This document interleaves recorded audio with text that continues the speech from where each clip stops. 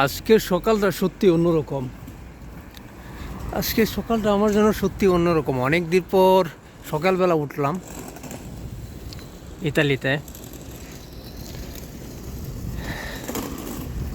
তো কি বলবো যে সকালবেলার জার্নিটা বা সকাল বেলাটা যে আসলে কেমন, যারা সকালবেলা উঠে তারাই বলতে পারে। আর এটা বেসিক্যালি গ্রামেই বেশি দেখা যায়। ছোটোবেলা যখন গ্রামের ছেলে তো, ছোটোবেলা দেখতাম যে 6টার পরেই সবাই উঠে গেছে, রান্না বান্না শুরু করে দিচ্ছে। এখন বিদেশে আসার পর হয়তো সেই সকালটা আর দেখা হয় না।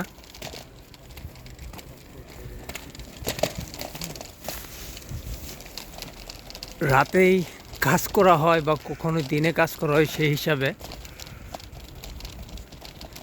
তো সকালটা আজকে আমার কাছে খুবই স্পেশাল। বহুদিন পর এরকম সকাল দেখলাম।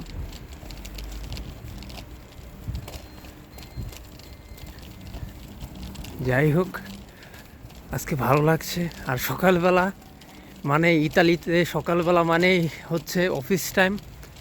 সরকারি জব, বেসরকারি চাকরি, যার যার কর্মস্থানে সবাই বেরিয়ে হয়ে যাবে। যেটা সারা বিশ্বতে একটা টাইম থাকে যে সকালবেলার। আর আমার কোনো কাজ নেই, আমি বেরোচ্ছি, রাস্তা দিয়ে হাঁটছি, দেখি কি করা যায় হেঁটে হেঁটে। যে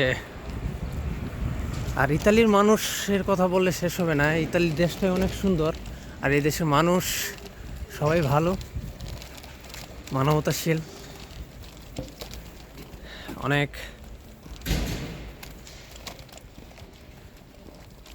অনেক সম্মান করে। যে দেশই হোক না কেন, আপনি যে জাতি হন না কেন, এদিক দিয়ে ইতালিয়ানরা অন্যরকম। রোমান বলে কথা, কারণ রোমান হিস্ট্রি পৃথিবীর অন্যতম। যাই হোক, তো ইতালির হিস্ট্রি ছোটোবেলা বইয়ে পড়ছিলাম, তো সেই দেশেই এখন বসবাস করি, সেখানেই থাকি। তো আসলে জীবনযাপন যেভাবে নিচ্ছে, যেভাবে চলছে, আলহামদুলিল্লাহ। কখনোই কারো প্রতি আক্রোশ নেই যে আমি এরকম আছে এরকম আছে। আল্লাহ যাকে যেভাবে রাখে আলহামদুলিল্লাহ। কিন্তু এই পথটা আমি যে আমার জায়গাতে ইতালিতে আসছি, কীভাবে আসছি, যেরকমই আসছি আলহামদুলিল্লাহ। কিন্তু এখানে আসতে আমার দীর্ঘ 8টা বছর আমার স্ট্রাগল করতে হয়েছে, সেই ছোট্ট থেকে এখন পর্যন্ত।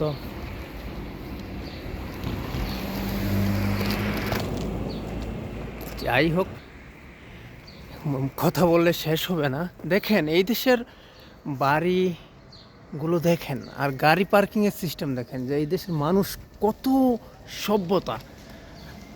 আর এই দেশের প্রতিটা আইন কানুন মেনে প্রতিটা জিনিস। এই দেশে একটা গাছ রোপণ করতে গেলেও আপনার সেটা আইনের উপর মেনে চলে। দেখেন রাস্তার দুপাশে গাছ কত সুন্দরভাবে সারিবদ্ধভাবে মাপ রেখে গাছগুলো লাগানো হয়েছে।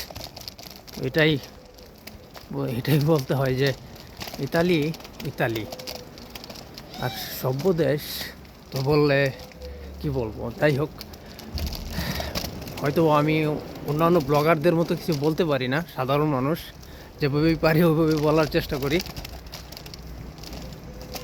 আমি একজন ব্লগার না, আমি সাধারণ একজন মানুষ।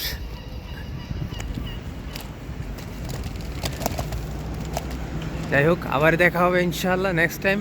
আবার এই যে কোনো একটা ভিডিও নিয়ে আসবো। তো আমার পিছনে গাড়ি,